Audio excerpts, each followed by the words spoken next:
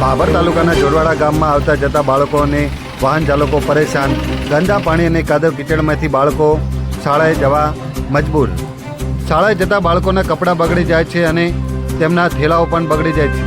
તો માટે આના માટે બનાસકાંઠાના સાંસદ અને વાવ વિધાનસભાના ધારાસભ્ય સ્વરૂપજી ઠાકોરને નમ્ર વિનંતી છે કે આ બાળકોને માટેની સુવિધા કરાવરાવે. તેના ગામ લોકો શું કહી રહ્યા છે તે પણ હવે સાંભળો. કેટલા છોકરા ભણવા જાય છે? તમારું નામ? ગામ?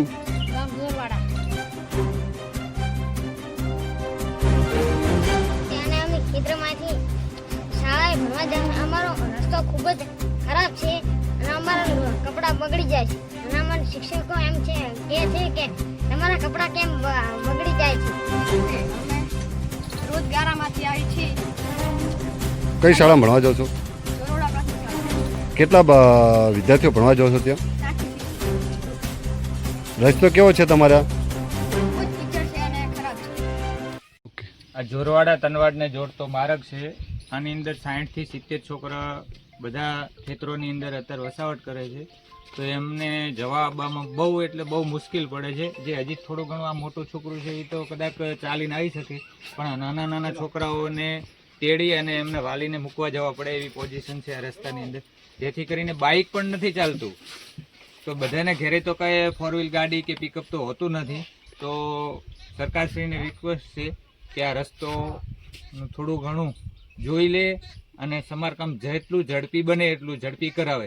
વત્તા દૂધ ભરાવાવાળા લોકોને પણ ખૂબ મુશ્કેલી પડે છે. પછી ગમે ત્યારે બીમાર થાય ત્યારે લોકોને ઉચકી અને ગામ સુધી લઈ જવા પડતા હોય એવી પોઝિશન છે આ રસ્તાની. છેલ્લા 5 વર્ષથી આની અમે રજૂઆત કરીએ છીએ, પણ આ રસ્તાનું કોઈ પણ નિરાકરણ આવતું નથી.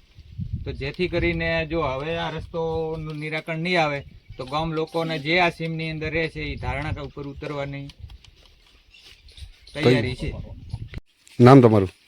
મલિક નિઝામ ખાન અયુબ ખાન, ગામ જોરવાડા, તાલુકો ભાભર, જિલ્લો બનાસકાંઠા. કેવો રસ્તો છે તમારો અને વિદ્યાર્થીઓ માટે આવવા જવામાં તકલીફ કેવી પડે છે? આમ તો જોવા જઈએ તો સંકટ સમયે જે તમે વેગને વાચા આપતો કાર્યક્રમ જે અહીંયા ગામડે ગામડે ફરીને જે રચવામાં એ તમારી જે પદ્ધતિસર તમે જે આવ્યા છો. વરસાદની જો વાત કરીએ તો રાજકીય ક્ષેત્રે તાલુકા લેવલે, જિલ્લા લેવલે ઘણા બધા વિકાસો થયા છે. ગામથી ગામ જોડવાના રસ્તા પણ આપણે કાર્યક્રમો સાંભળ્યા છે, પણ આ નાના નાના ભૂલકાઓ છે જ્યાં 2 થી 2.5 કિલોમીટર એમને ચાલીને આવવું પડે છે. ત્યારબાદ એમને સ્કૂલ જવું પડે છે.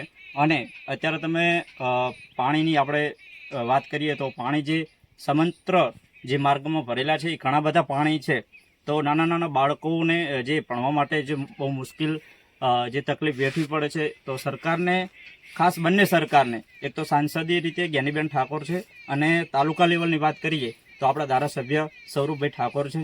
એમને પણ અરજ છે કે ખેડૂતો પણ અહીંયા જે આ માર્ગ ઉપર છે એ ખેડૂતો 70%થી પણ વધુ અહીંયા અવર જવર હોય છે. જે કરીને બાઇક, ગાડી અવરનવર તો બહુ તકલીફ પડે છે.